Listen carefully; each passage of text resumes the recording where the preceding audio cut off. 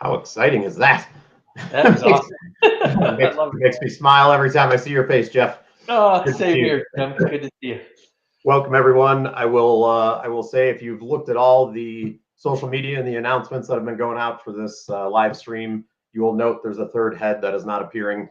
That third head of this three-headed monster will join us very, very shortly, if not in the next minute or two, if I understand his schedule correctly.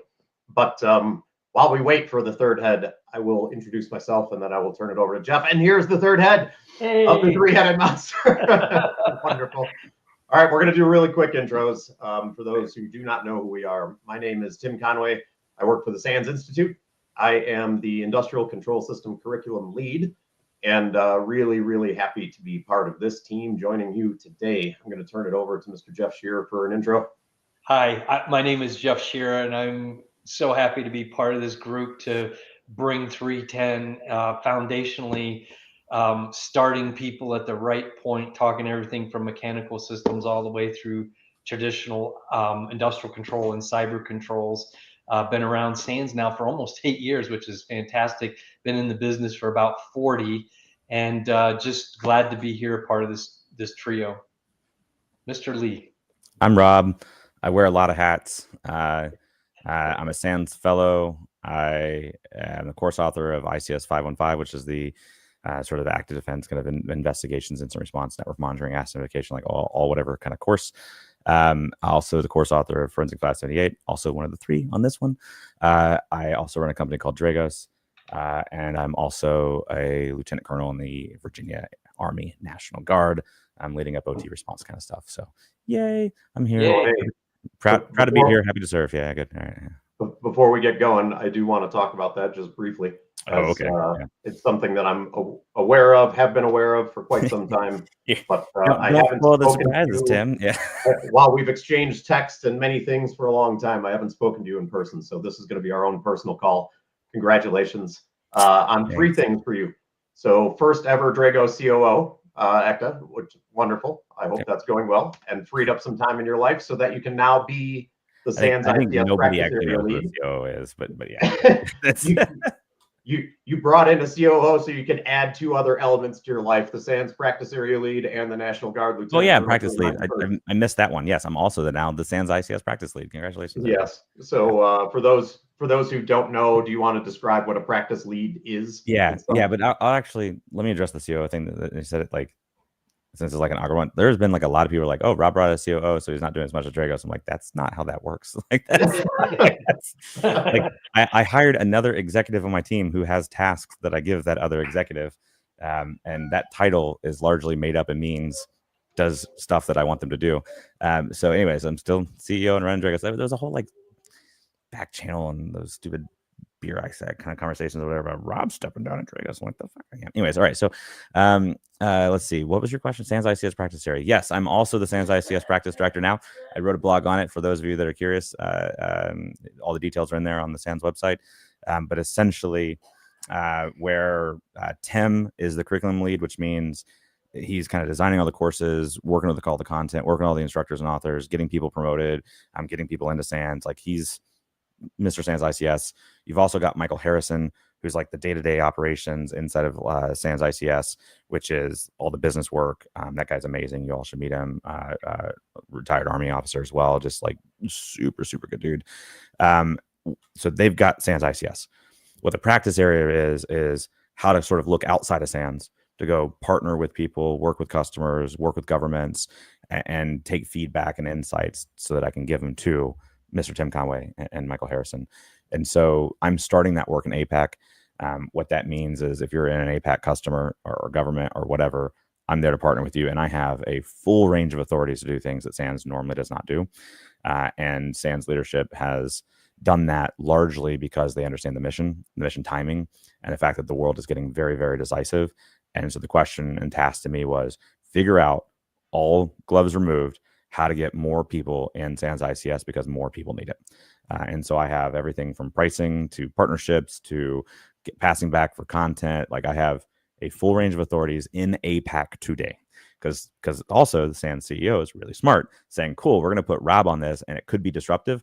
Let's focus the blast radius first. We'll focus in APAC. I'm going to go be as disruptive as possible in a way that drives APAC forward. If it's successful, we'll take it global.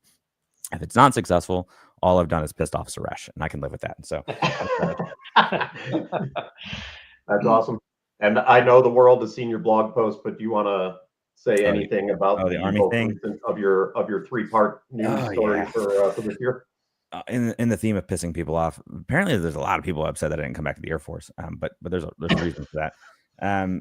Look, so I was an Air Force active duty officer before, tasked over the National Security Agency, built out the ICS mission sets for the government on threat discovery and so forth.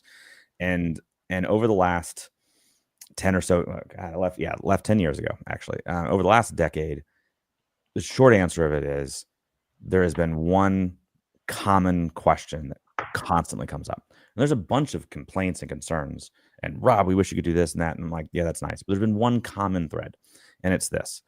There is a role and responsibility in the time of conflict, especially for government and private sector, as it relates to our infrastructure. And it is a partnership. And there's other people out there that have talked about like team sport. But how to actually do that is not identified and documented anywhere. So let's say cyber attack takes place and takes out a major portion of the electric infrastructure of the United States and water infrastructure. Who do you call? How does that work? What do you do? Some people say, oh, you're supposed to call CISA, right? Nope. Some people, talk to the FBI field office. Nope. I'm like, there's no plan. So there's a lot of people who have said things, but if you look under the covers, there actually is no strategy of how to rally the expertise of the private sector and government together to provide a appropriate response.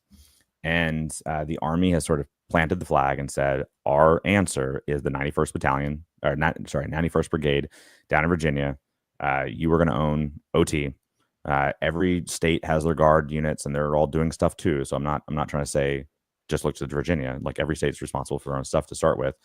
But there was a discussion of, Rob, can you please come back, and we'll let you plant that flag and fly it as high as you'd like. And so the opportunity to go back and use Virginia as the example to start with through the Cyber Fortress exercise, kind of showing it off, and then take that lessons learned, work with the other states, and create a national strategy of how does government and private sector work together.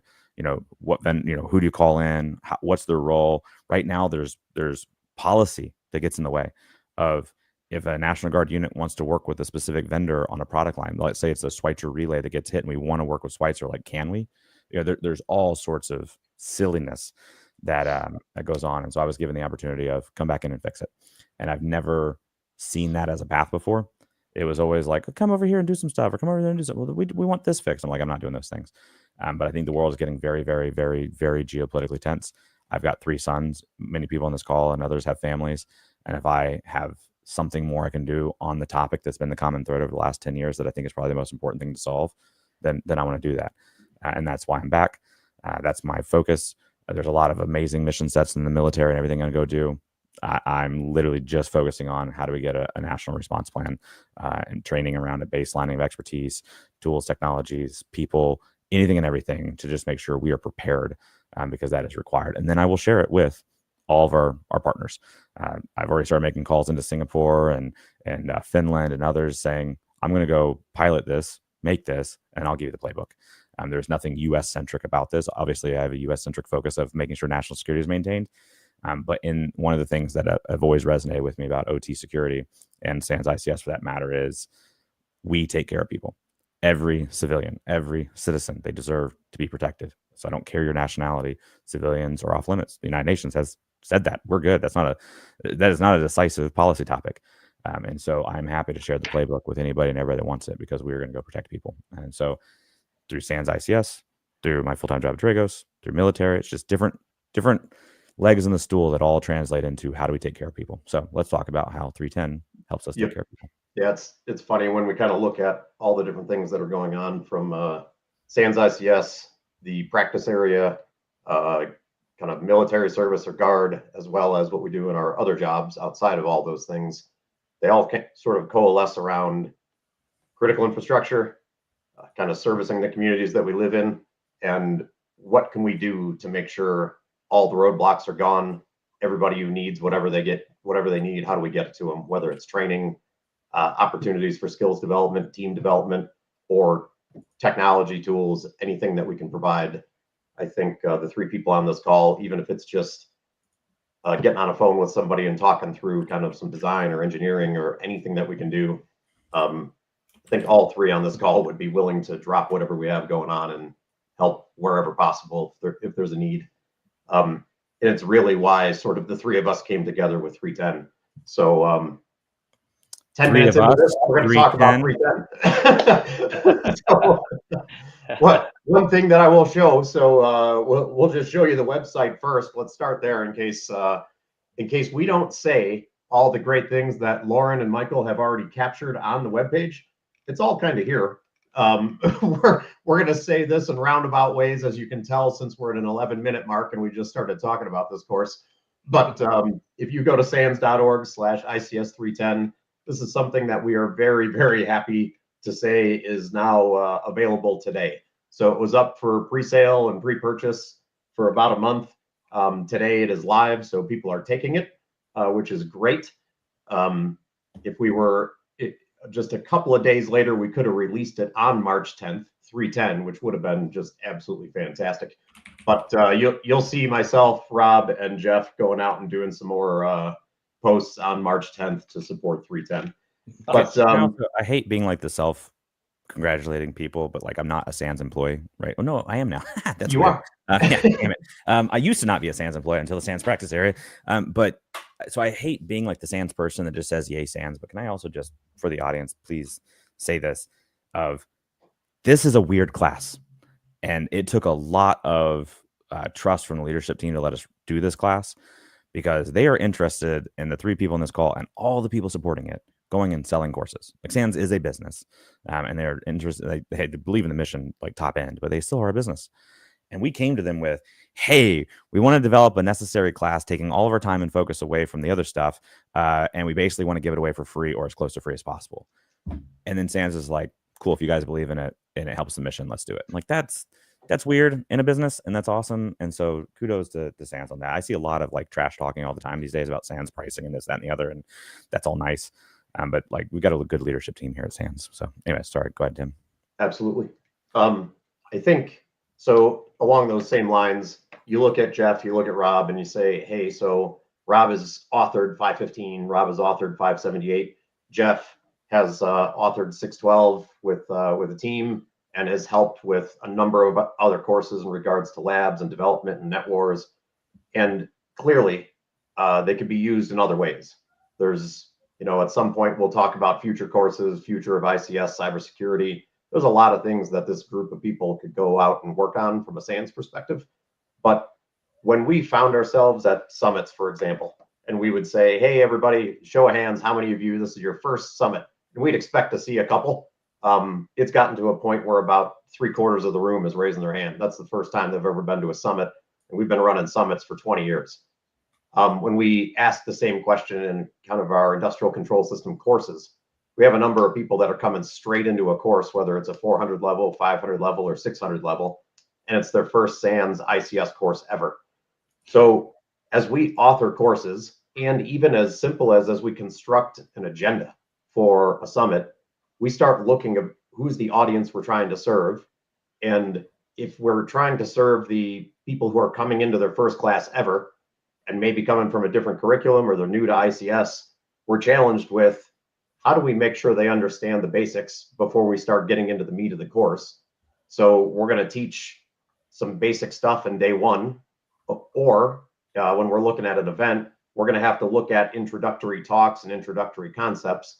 And if we want to move beyond that, especially in our courses and even more in our summits, we had to find a way to, how do we get everybody level set first so that we could have more mature kind of current talks during summit. And in our courses, we can jump right into the meat of the course because we only get people for 5 or 6 days. And I think as we communicated earlier on this discussion, we want to make as much of a difference as we can and still meet everyone where they're at. So we really look to this course first as a prerequisite to say, let's make something that in summits we can teach on sort of the first day, and everybody can go through that.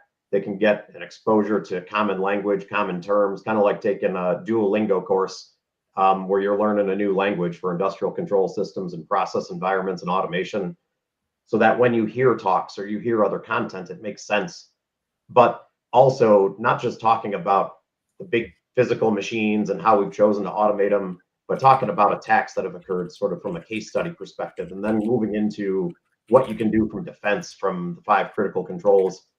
We looked at it as a prerequisite course, and we've been running it that way for about 3 years, sort of as a free thing you could take in person, a short course version that we modified from event to event, trained thousands of people on it. And eventually we sat in front of cameras and recorded the 3 of us delivering it. And that is what is now available live today.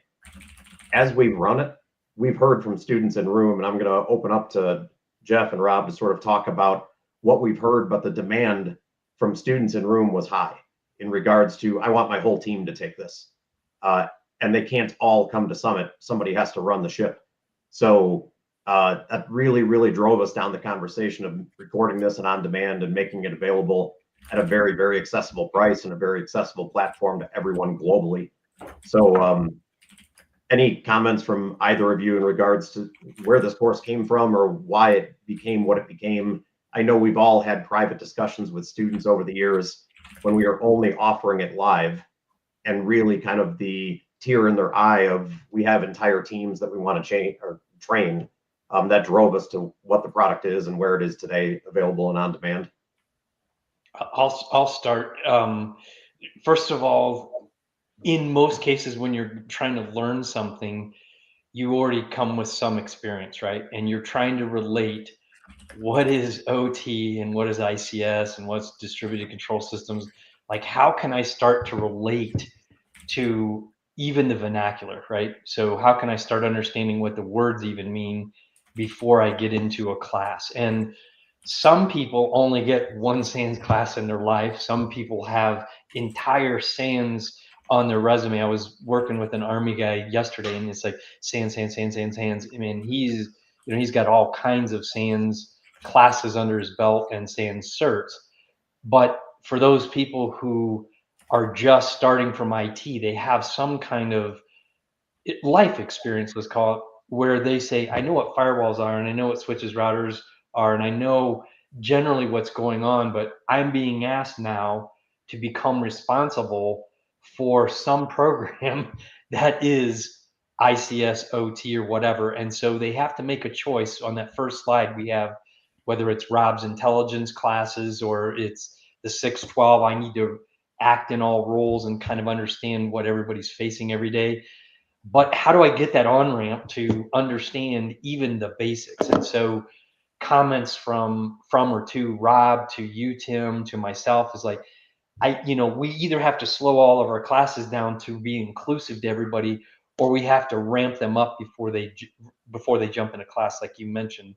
And I would tell you is that as we did the 310 and as we started, preparing, I don't know what the current count is, Tim, that took 310 before the 1-day 310. I don't know if it's absolutely crazy. If I was going through it last night thinking about it, so 3 years of summits, then partnering with OTCEP out of Singapore and kind of running it as a master class on day 1 of that event with thousands of people in the audience, partnering with DOE and including it across the rural municipality and co-ops and touching about 1,000 of those students, running it in UK and Europe. We are probably approaching 3,000 students that have already taken 310 in person. That's absolutely crazy. And I would say 80% of them would be students that would have never taken or been able to get to a SANS course, largely because they're working for rural municipalities and co-ops that it's the first training course they've ever had, and maybe the only one they'll ever get. So again, kind of the why behind the 3 of us gathering together and saying, let's go make the next ICS cloud course or ICS assessment and pen test course, or kind of other courses that we know the industry and the market needs. And the 3 of us instead said, we're going to go make this course first, not only because we need it from a prerequisite perspective, but there's a large portion of organizations that have people working every day that absolutely need this. Yeah, I'll just finish up my comments and then turn it over to Rob. From a perspective of just being able to relate to something, if you walked into, I was reading a flying magazine not so long ago, and it's like, you're going to walk into the pilot lounge and you're going to feel like a total noob and not understand anything. And some of our students have that very, experience. They're like, I don't even know where to start to ask questions. And so from day one, when we're hugging on you and we're saying like, here's mechanical systems and here's the things you're going to find, then it becomes an embraced community of, I'm starting to relate to something and now I can start learning. So to me, it was that, given that journey, given the on ramp to being able to start learning something effectively. Turn it over to Rob for a comment. Yeah, look, I mean, all the same. I would say that as Tim talked about and as Jeff talked about, I have the ability now to attach 310 before 15, so I can move some of the stuff that was in 515 into 310 over time, like 5 critical controls discussion, things like that. And so it frees me up to get to the more advanced content in 515 without a, hey, you may be new here. So that's definitely a value. But the main reasons what Tim and Jeff are talking about is just want to make this stuff accessible. Like there's so many people that have no idea where to get started, and they may never get the opportunity to go to a 6-day SANS course. So how do we get them something and do it in a scalable way? I've had people forever ask me like, hey, I want to get something out to like all my operations staff. We've got like 1,000 of them. We're not sending 1,000 people to SANS course. Well, now you can. And now it's accessible to do that. And so it really was about up-leveling the conversation and getting this out wide. And it is a foundations class. You want to know what a control loop is? Cool. We're going to learn that here. Like all of that kind of stuff. And then it gets into cybersecurity and discussions later in the day. And hey, here's what's going on with the threats and why these things exist. And here's why these frameworks exist and how to use them. And ends off with me with the 5 critical controls of, hey, we've looked at all the different attacks before and you can do whatever you want. Doing something counts.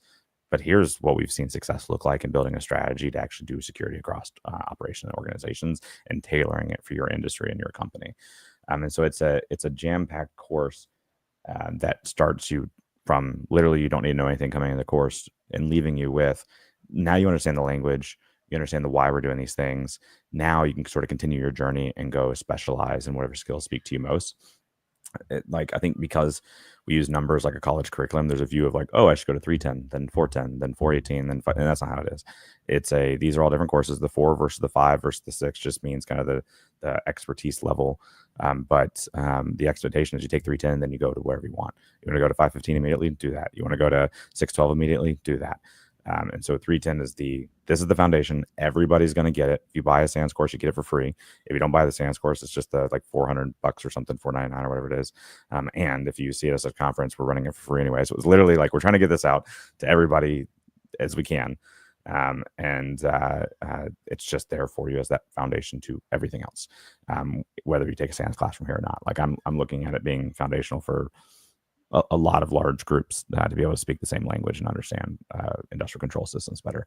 And the thing about it of like what industries, all like every single company out there outside of like maybe some like market brokers or something have industrial control systems and operation technology. All OT is these days is like connected physics, and there's a whole lot of physics in the world. So this is something accessible for everybody. I see we have questions already starting to come in. Like, be sure to ask all your questions. But Tim, do you mind if I jump on a couple that are related to this? Yeah, go crazy. Yeah. So anytime Tim, Jeff, and I get together, we basically just talk and hang out as friends because we haven't seen each other in a little bit. But the purpose is to answer your questions. So like, put your questions in the chat. But first up, and I see there's other questions at like the summit and stuff. I'll let Tim handle that. But as it relates to 310, like, would you suggest waiting for the books before starting the course? If you have a bunch of opportunity of time, you don't need to, because you can still get the same conversation going and you see the material through us talking, and a lot of the notes in the books are just us documenting what we said on the slide. So you don't need to. That being said, if you're cramped for time and you're only going to go through it once, then wait for the books. Would be my suggestion. But if you've got the ability to go back and forth throughout the course, which OnDemand allows you, but I just mean with your own personal time, I would just start listening to it and not worry about the books to start with. The question about sort of like diving into critical infrastructure, would you say this is a good fundamental to start on understanding OT infrastructure? Absolutely. This course is there for that. Now, you're not going to understand all the ins and outs of like, how do you architect the ICS network as a result? Well, that's going to be in 612, right? So that's the, here's actually how to build a defensible architecture. But the, why are we doing this? What is OT? What's a PLC? What's a RTU? How does a control loop work? How does a variable frequency drive work? Like all of that stuff and understanding the OT infrastructure, that's this course for sure.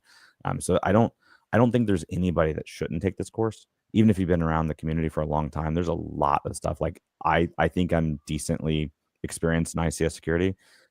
I learn stuff when Jeff talks, right? Like I learn less when Tim talks. Not joking. I learn when Tim talks too. But like Tim and I like spend a lot of time together, so we're like finishing each other's sentences most of the time. But when it comes to Jeff, like you can't. Like Jeff just has like an insane like level of experience. Like when I'm in, like when people are in trouble, they usually call me. When I'm in trouble, I call Tim. When Tim's in trouble, he calls Jeff, right? So like just Jeff speaks, and it's like, where did that come from? He's like, well, this one time in a chicken plant, and I'm like, God bless. Anyway, you cannot sit down and listen to Jeff talk for the first half of that course and not learn something, no matter how experienced you are in this field. But if you're brand new to this field, this should be required for everybody, and that's why we try to make it so affordable for folks. I tell you, from a curriculum lead perspective, I have told all ICS instructors, find a way to get into ICS 612 just so you can spend more time with Jeff, learn more from him, spend time in that course, hearing the questions that come from other students. Every class is different because everybody's coming from different environments. So having sat through 612 probably 14, 15 times at this point, listening to Jeff teach it, listening to Jason teach it, two people that come from system integration backgrounds have seen just about every type of environment you could see. Jeff kind of in a 40-year career at this point. There's no way you could be near him or around him and not become a better human and not learn along the way. So I think every question that comes up, we could honestly answer like, hey, if you're serious about ICS security, you go take 310, then take 612. But the answer is going to be kind of some of the questions that have come in. If I'm going into pharmaceuticals, if I'm looking to do XYZ, we would answer them differently, meaning the sector for pharmaceuticals, what part are you joining as? Are you on the, smart plant kind of operating? Then yes, take 310, go into 612. If you are monitoring and sort of responsible for the cybersecurity of the digital components in that plant, 310 and then 515 may be the better way to go. So when you look at kind of our course projection and where we start, there's not really a good way to show this because it does have this kind of natural, I'm going into a university, so I have to take this, have to take this, have to take this, just because of the course numbers. To Rob's point, we sort of look at course numbers as if it's a 300 level course, the types of hands-on labs and things that we're teaching, it's going to be more of a discussion and a theory and showing you some tools and showing you some capabilities. When we move into 400, we're going to add a little bit of hardware. It's going to be more kind of content covering a lot of different topics, kind of inch deep, mile wide. When we move into 500, it's going to be more of a balance of content and hands-on labs. And when we move into 600, it's going to be way more hands-on labs. And there's going to be a day where those of us sit into a room and we build a 700 level course. That's going to be more kind of the consequence-driven cyber engineering or the cyber-informed engineering kind of model, where we have a facility that we're doing work in. When we get into a 700 level course, it's going to be more of us shoulder to shoulder, sort of working together hands-on through the labs and through the environment. But that's the way we think of sort of those course numbers. So for Brett, who is out there, if we could show kind of that curriculum slide just quickly, this shows well that 310 is what we would want you to start with as you're moving right. These kind of brackets that make it look like you're progressing through an order, that's appropriate for like our SANS EDU, the STI side, that is taking a graduate certificate in ICS, or they're taking a bachelor's or a master's program. As a traditional university will progress through kind of prerequisites. We understand for practitioners who are currently working in the field now, you're going to take the course that is the best fit for you, meaning what job role are you in today? What are you doing today? And what do you need to get better at? And where can we help you? So you might not take any of the 400 level courses because that's what you've been doing and and you may just jump straight into a 500 or a 600 level. But regardless of where you go on the right-hand side of this, we would recommend you start with 310. Number one, because it's free. Number two, again, kind of looking at 3 different authors with 3 different areas of experience. There is likely something you can learn from one of us. And that's the other piece in the on-demand model. You can skip. So if you see it's Jeff talking and you've been a process engineer for your whole life, you may just want to skip past that. If you see it's me talking and I'm talking about case studies and you may skip past that and go straight to Rob to hear about the 5 controls. If you've heard Rob talk about those plenty of times and you just want to listen to Jeff, you know, you can 2x speed us, you can skip past, you can do all kinds of things that make life really good. Hello, Mikey. Good to see you. Yeah, I'm my wife came to me, was like, take the baby. I'm like, I'm on a webinar. And she was like, take the baby. I was like, it's Sans. All right. So yeah. So I hope that answers some of the questions that are out there. And Rob, thanks for reminding me we have an audience. I will continue to go and look at some of the questions that are queuing up. One of the things that I would ask the two of you is you've both written sort of 500 level and 600 level courses.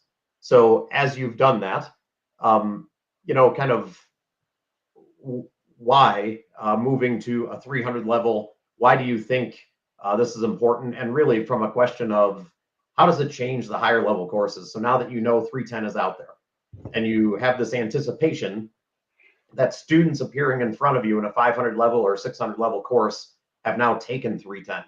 So number one, kind of the difference of topics that are covered in this course, and how does it change your other courses as you know people have taken 310 first? I thought you were going to just leave it with, when you started off, you're like, when you read the courses, why would you do that to yourself? And I was like, I don't know, man, I got it. Yeah. More desire for mission than sanity. Look, it's what we hit on earlier. 310, you need to take it. There's a lot of stuff that's not in any of the SANS course. It's not like we're taking SANS course stuff and just putting it in 310. It's net new content, but it's after teaching at SANS for a decade, it's, man, these common questions keep coming up in my class and they're not 500 level topics. This is where we want that net new content to go. So it does free up not only some slide space, but also just conversation space in 515. And now that I know there's a base level of understanding, I don't have to sit there and go, well, here's why this. Like, I can just jump into, great, now here's how you go and apply this.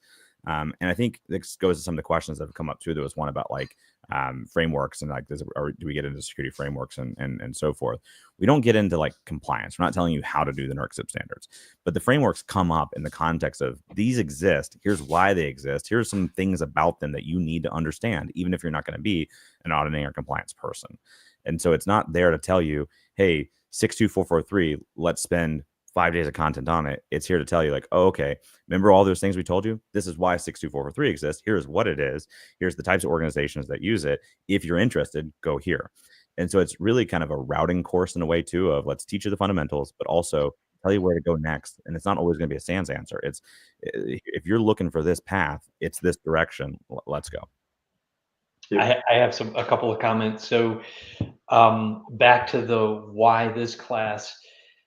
Whenever I jumped into cyber, let's call it summits of other brands and other types, and I jumped into cyber classes, it was always discussions about networking and things like operating systems and how do you harden them, how do you do this? And I always kind of felt like we're missing a big piece here, and that is we exist to control physical things, and we never talk about the physical things. And it was always comfortable for an instructor to tell me, like, here's an access control list, and here's the traffic that's going to flow through this thing, or here's, you know, permissible devices that you can put in, and here's how you harden this thing. And I'm like, okay, but what is the end state of the thing that I'm controlling? So when people looked at us creating 310, they said, this is right next to, you know, 410. So do I have to take 310 in order to take 410 or 515 or 612? And the answer was no. But we also had 410 authors and instructors sit in 310 looking for overlap, saying, you know, is this just like a dumbing down of 410? And I even had 2 students say, hey, I came here to steal your material so I could teach it back at my company. And after they got through the first part of the day, they came back, and I think Rob said something about, connected physics. They're like, I couldn't teach this because I didn't understand what the, 4 major control loops are and how does motors work and blah, blah, on and on and on. Because we got past the normal conversations of traffic monitoring and ACLs and, the basics, right? So with that said, to talk about standards, so standards will take OT devices and they'll say, we're going to plug these OT devices together and we're going to harden these devices so that these certain attacks won't happen. And you say, that's fine. I understand, because people want to talk about the M&M, the hard part on the outside versus the gooey stuff on the inside, right? So what ends up happening is we end up going back to those same old conversations of, let's put a firewall or what ACL. And now you can't do a risk assessment because you don't even know what the thing is supposed to do, right? So when you add a standard like 62443, and I've done webinars and stuff for 62443 or with 62443, I should say, and we say, okay, this control system isn't going to have like logs that last forever, isn't going to issue a challenge, isn't going to do these things. And so once you learn what these devices do, now you can think about how you can apply them into a standard. So there's the part of understanding the standard, there's the part of understanding the devices, and then you start asking more intelligent questions about how do I marry these two things together to meet a standard. And I've had clients where I've talked to them about, here's what 62443 means. Here I'm teaching you about these devices. Now we can have a conversation about how can you apply a 62443 to a device that doesn't have the capabilities. And so I see the pharmaceutical questions, I see the cybersecurity standards. What I'm trying to do is teach you how to fish and not fish for you. So if I can teach you how these devices work and their security capabilities, now you can go off and say, if I put them together in this engineered way, now I can meet a standard, or I can have a compensating control to help me meet the standard. So that is my comment to both those things. I'm just surprised you didn't crack up with all the things I was doing when I wasn't highlighted to screw with you. Anyways, so good job there. Good. Maybe we can jump some of these other questions too. Like, Sure. Yeah. So look, there's some questions like, hey, I would like to ask, if I only have a certificate but no university degree, can I apply for a job in the ICS field? You don't need it. First of all, every job hirer is different in their qualifications and standards, right? So like, but I'm seeing more and more not require a university degree. They like it, they like to see it, but more and more understand like you may not need a degree. Can SANS ICS certs and all help? Yes, but experience is what most people want to see. But these certifications absolutely can help hone your training and skills to get there. And I have seen them weighed very heavily on job interviews before. But the best thing is experience. It's when you can't get experience, the certificates also help show, hey, I'm investable. And then additionally, I see the one on the MCIS, Tim. I'm on. So Mikey hears my voice. I'll call him from afar. I'll tell him to take it easy, man. Hey, so we'll lightning round some of these questions. 310 is not free unless, so you have many options to get it for free. You have the take any other ICS course and you get it for free. You have the come to the ICS summit and get it for free. I see a question in regards to, will there be a summit in APAC?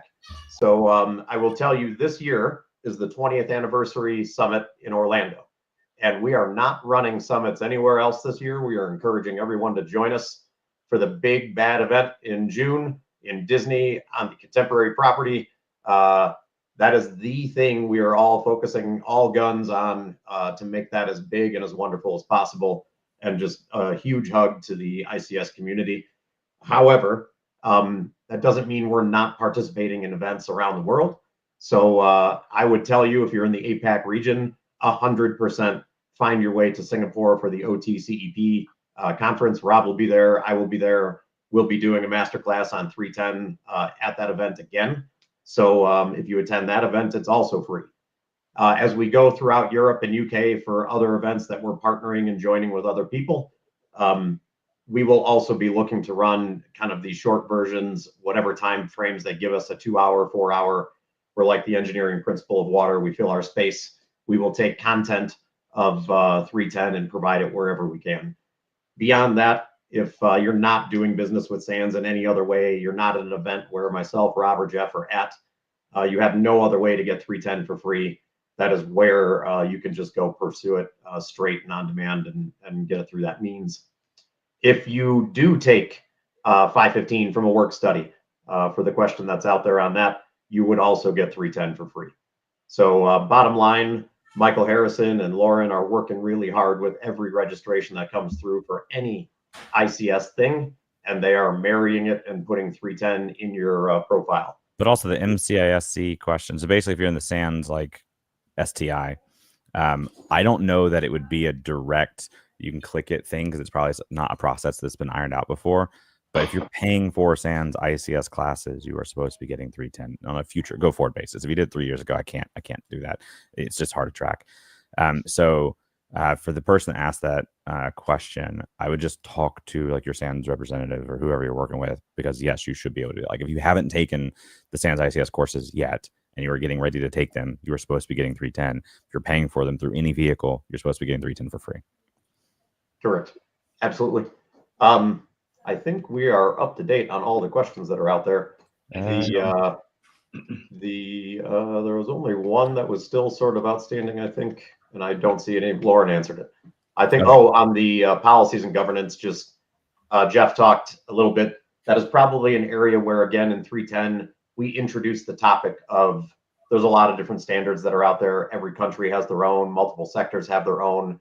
We really focus just from a language perspective on the things you will hear in talks, the things you will hear in our courses, really introducing sort of the big common ones. And we tried to divide them up into, here's IEC 62443, sort of a standard that you will hear talked about across the industrial control system community. So regardless of sector and regardless of geography. Then we moved into sort of the NIST standards where, so this is for a government, by a government, but it could be used by individual sectors and asset owners and operators if you're looking for guidance. There's a NIST document that covers just about any topic you could possibly think of. Then we moved into, here's an example of standards and requirements for a sector for a specific geography, and introduced the topic of NERC-CIP. Then we moved into, here's what's coming in the future with NIST 2 for the European Union, for each country developing their own legislation and code for every kind of critical infrastructure across their area and region. So those are the things we talk about, but it's truly from an introduction, familiarizing you with the concept of how these things get structured, whether they're sector specific, geography specific, government specific, to understand that there's those different buckets. And if you're from a vendor space, you have to create products that comply with all of them. If you're from a consulting space, you sort of need to be aware with all of them because you'll be going out and doing work in that area. The question was, if we take 310 and then we want to dive further into policy and governance, specifically in ICS and OT, right now I would recommend you go into NERC-CIP. From that perspective, we have a 5-day course on it exclusively, ICS 456. What you learn there will apply to a tremendous amount of other standards and regulations and things that are coming. I will also tell you that we are going to lean in and start working on next year a course that is specific to NIS2. So if you're in Europe and that's where you're looking for work and where you're going to be looking for work, I would ask you to be patient with us. But I'm not really asking for much, because while NIS2 was supposed to be there from a country perspective starting in October last year, there's currently only 3 countries out of the 27 that have legislation in place. So we're not exactly late on creating a course. I think we're going to be timing this perfectly in 2026. And I think it's worth mentioning too, on the governance side, like those bodies all have their training too. So like ICS 62443 is run out of the ISA. I'm a board member over there, so this is kind of self-promotion again, I guess. But they have training, and they have training on 62443. So you should take your SANS classes to understand the how to do these things. What is a proper implementation of the security control? Like, what are the security controls in 62443? The ISA can teach you that, and then you marry it up with, now that I know what I'm doing, why am I doing it, and how I'm doing it, you're going to get through a lot of the SANS classes. Absolutely. All right, I think we're caught up on questions. So now I have some other things to discuss. So this is a unique course, not only everything that we've talked about already, but you have 3 authors, which isn't uncommon in the ICS world. We often go look for, hey, when somebody says we're a subject matter expert, a whole bunch of us get weird feelings about that, because every facility we go into, we get to put the dunce hat on and sit in the corner and say, tell me about what you do here. If you've worked in this space for 20 plus years, you have the ability to quickly start applying things you've learned other places, and quickly and rapidly ramp up and understand how a particular process or how a particular facility or a site or SCADA environment is working. But you have a lot of questions to ask about how they're doing it uniquely, kind of the unique snowflake everywhere you go. Coming in and saying, I've done this for years, I've got it, is a dangerous position to take. Claiming to be a subject matter expert on all things that is ICS and OT is a dangerous position. So when we go look to create a course to start training people, we often look to who's an expert in this, who's an expert in this, who's an expert in this. Let's bring them all to the table and write the common course from all those different perspectives. So having 3 different authors isn't unique in the ICS space. Having 3 different instructors recorded in the OnDemand is absolutely unique. Our OnDemand team, I believe we were the first to ever do that. They usually have 1 instructor, so that if they need to go make changes, they just have to coordinate with that 1 person, update, edit. Now they have to kind of tag along with all 3 of us. And if Rob in one part of the video has a long beard, and then because he's joined the National Guard now he has none, then they have to record the entire thing. If we've changed our lifestyle and our eating habits and we've dropped 30 pounds and we look totally different, they re-record the entire thing. If our hair is different, Jeff's gone more gray, whatever it is, it's a harder situation. We don't shower and change clothes for like 5 days as we're recording these things, just to be careful. Yeah. Look, Lauren updates we have a cut on our face. We keep cutting it every day. Look, Lauren updates our ICS logos, and we have new polos and shirts. It's all different. So, kind of the 3 different perspectives, 3 different authors. If Rob, Jeff, your own thoughts on why not just one of us, and then further, why us specifically? Why this team of 3?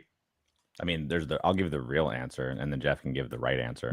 The real answer is we like each other and wanted to hang out, and this was the best place to do it. And we're like, there's so much, like, the 3 of us sit at a bar and talk about ICS security, and it's really interesting stuff. And there was no venue for that. And when I try to convince Sands to record us at a bar, they just didn't love that answer. So no, so that's the joking answer. But honestly, I'll give my spin and hear Jeff. We have different specializations. We have different backgrounds. I was military intelligence community and then vendor, and dealing with a lot of incident response and intel side of the house. That's a flavor of my knowledge. Jeff comes from system integrator, asset owner, like understanding like inside those environments, all the things that can go wrong, et cetera, regardless of cybersecurity, brings that background. Tim was asset owner and operator, electric grid, controller, working also in compliance after the security discussion, and then and just being a contractor supporting a ton of different governments and government agencies and stuff around the world in very interesting places and spaces.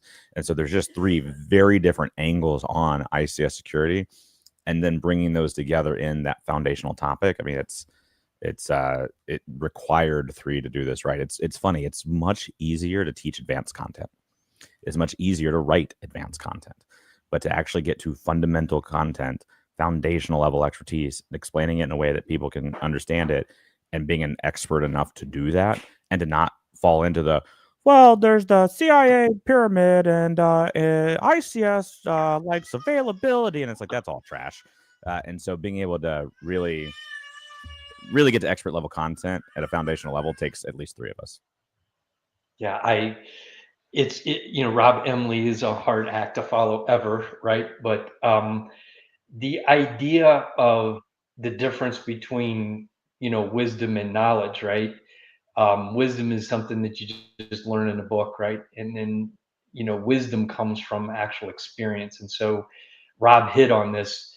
The experiences that we all have are different, right? Very different. And in order to kind of describe the whole fruited plain, you have to have people with different experiences, and then be able to describe your experiences. And I think I might have wrote this on LinkedIn at some point.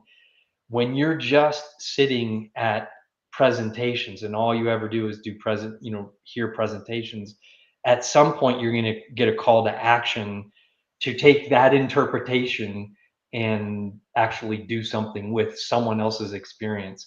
With 310, yes, we're trying to give you presentations, but we also gave you hands-on labs to cement it.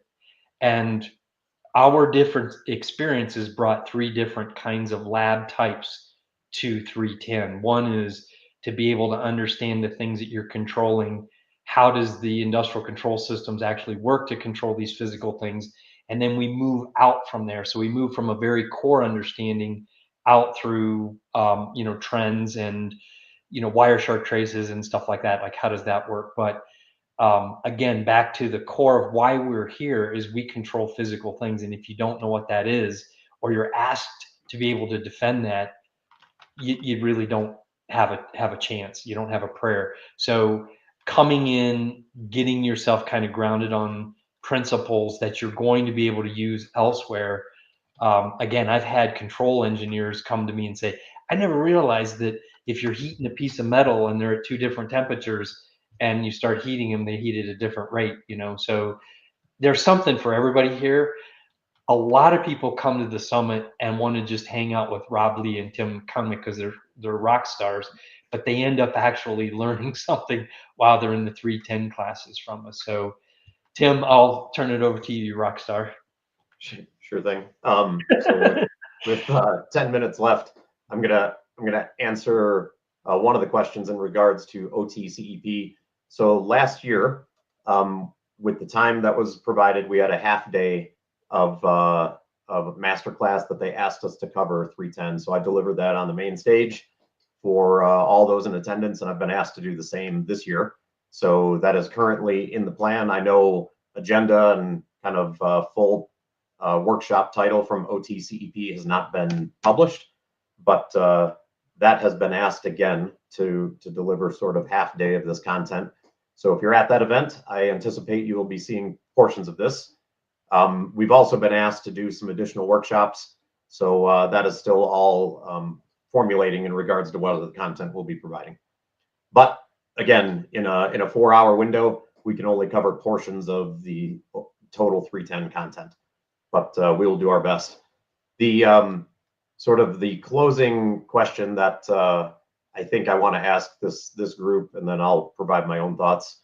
Just, I think audience hears sort of the excitement in our voice, the why this matters, but just personally for each one of us, Rob, Jeff, what is your favorite topic that we cover in the course? Either something you deliver or something you heard from one of us.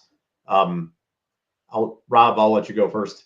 Yeah. I mean, my favorite parts of the course is the Jeff portions. And that's not to put down that I don't believe in my own content. I think the 5 critical controls are super important. And I honestly think infrastructure around the world would be a lot better if they just follow the 5 critical controls as a strategy. And I obviously love your content, Tim, and I hang out with you all the time. I just feel like I know my stuff and I know Tim's stuff. So for me, hearing Jeff's stuff was the most interesting to me, and there's a reason it's the first part of the course, right? To have those foundations in the foundational course, and understanding the engineering and the instrumentation control around those things, I think is something that's missing a lot. I think there's a lot of, I don't say this in a bad way, but I think there's a number of ICS cybersecurity people that work in ICS cybersecurity that don't spend a lot of time on the plant floor out in operations, and that is that's a miss. So getting a lot of that actual ICS understanding out of this course is fantastic. So that's what I think is most exciting. But of course, there's content throughout the day that's exciting. Yeah, I would say that the excitement to me is I'm going to say the width of what we cover both at Summit and then from the total course, and having hands-on labs, because I think you cannot derive experience from listening to somebody else talk about their experience. And presentations are awesome. It plants seeds, but getting just a little bit of hands-on with diverse subjects in 310 is my favorite. It goes from first there was a caveman, and then we get out to rocket ships, and so you got to hang on, because we're gonna cover a lot of things, but that is my favorite, is the width, a little bit of depth, and people walk out, I think, feeling comfortable and ready for the courses that they're going to take beyond 310. Yep. Yeah, I think for me, it's, hearing Rob talk through 5 critical controls, that's something that he and I got to work on together in a paper. So hearing myself talk about a variety of different topics, not all that interesting to me. Listening to Jeff talk about the basic building blocks of kind of an automation system, and really getting down to almost the 2nd grade level of back when you were 7, and in some education systems, maybe when you were 6, learning about kind of the periodic table and the kind of all the elements that make up our world, and thinking about that kind of what are the atomic elements that make up a kind of control systems environment, and considering the big physical mechanical systems first, and then moving on to discussing sort of the how do they function and how have we chosen to automate them from a optimization, from a consistency, from a repeatability perspective, and really sort of diving into, once we've chosen to automate and then we've additionally chosen to do that through digital controls, now what do we need to do to secure those digital controls, and sort of how that has progressed over time, thinking about all those different kind of building blocks and pieces. To hear Jeff walk through that really takes you down to the why are we doing what we're doing, and the choices that we've made in those environments, and now we have the responsibility to secure those things so that the business still does what it's there to do, whether that's producing a megawatt, moving a molecule. So when someone turns on a burner on a stove, it lights. When somebody turns on a switch, they have power. And when they turn on a faucet, clean water comes out. Those are all decisions that have been made by the asset owner and operator, and the importance of cybersecurity to ensure safety and reliability and the integrity of the system. That all starts with sort of what Jeff walks through. There's one piece that I would say why we chose to do sort of case studies. That's a key learning element, that in operations, whenever we see something that's happened from a lessons learned perspective to another operator or to another asset owner, what we can learn from that is so important to take every one of those opportunities. There's lots of ways to pursue that depending on what sector you're in. We tried to capture sort of the lessons learned across events and case studies that have occurred, but we need to find a better way to do that more consistently. Rob and I have tried for years with defense use cases, when big things happen around the world that we think sort of bubble up to that level of every sector and every kind of person working in the space needs to learn from this. We tried to capture those in 310 here, but finding a better way to share those stories is really, if you look to summits and you look to our community forums, where we want to sort of start driving those conversations. And of course, 310 isn't done, meaning it'll be getting updated over time, just like every other SANS course. Closing thoughts from anyone in regards to where the course is going, where the ICS cybersecurity community is going, what we're all going to do together in Orlando at Summit. Any closing thoughts, Jeff? Yeah, I really hope everyone shows up to Summit, and I'm going to say the most lasting thing that you'll learn or that you'll have at Summit is friendship. And I will tell you that, yeah, you learn stuff in a book, and you learn, stuff with your hands and by doing stuff. You are so Mr. Rogers of ICS. Really about the friendship. Yeah, it really is. Painting on electric circuit breakers, and we got you being Mr. Rogers. Yeah, that's cool. I'm good with that, man. If I can spread love, I'm good with that. That probably didn't sound right, but I stick my foot in my mouth quite often. The chicken juice. Anyway, what I'm really going to say is I will be bringing more machinery for us to tear apart and look at. So that's my fleeting thought. All right, my 2 cents before we dial out of here is ICS is heating up. Look, there's not a world leader that I talk to these days, or executive board or whatever, that doesn't understand that OT is the critical part of critical infrastructure. And at a time that you've got tension globally, Russia, Ukraine, China, everybody, like all these different topics, like the critical part of critical infrastructure just got a whole hell of a lot more important. And being prepared for what comes and the understanding of it is super important at a time that our systems are getting more attention from adversaries, more connected and digital, and more homogenous, so it's easier to attack. You better be prepared. And so I am not the like fear-mongering type person, but I will tell you from my own personal choices, there's a reason I went back in the military as well, right? Like this is a very important time. And I think conflict is coming to a movie theater near you, whether you want it to or not. And it is our role and our jobs and our obligation to take the skills that we were given and try to help people. And so we invite you all to come because you are going to be on the front lines of this, whether you want to be or not. And you being sharper and more capable of stepping in and helping people at a time that is required, that's a powerful mission set. And hopefully you're up for it because we are up to train you. I love hearing Rob say the critical part of critical infrastructure. I know a lot of people hear that and they think about the controllers, the devices, the systems, the kind of technology stack. I hear it and say the critical part of critical infrastructure is the people. So the people that are working on it, the people that are maintaining it, the people that are doing the carrying and feeding of all these systems, that understand how to run the system in manual and control inhibit and work around all the technology when necessary. They know how to fight through a fight, and helping all the people sort of prepare for those types of events, those types of worst case scenario equipment failures or direct targeted attacks. That's really where we are doing everything we can to lean in, to understand the different systems and think about them with you and sort of come to what would we do or what would we recommend based on where you're currently at and the resources you have and the team and the technology and the budgets and all of the above.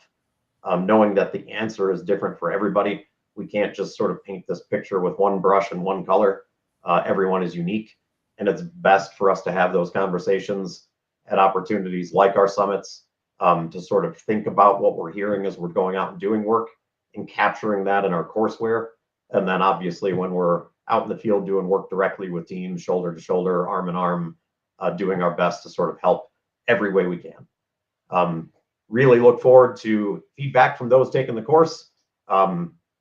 Anxious to sort of see how this starts to shape what we do in our courseware, and absolutely can't wait to see all of you in person that join us in Orlando in June, or in our courses between now and then. So again, thanks for joining this live stream, and Rob and Jeff, as always, I really appreciate your time. Thanks for joining. Thank you. Thanks, Jeff. Signing off.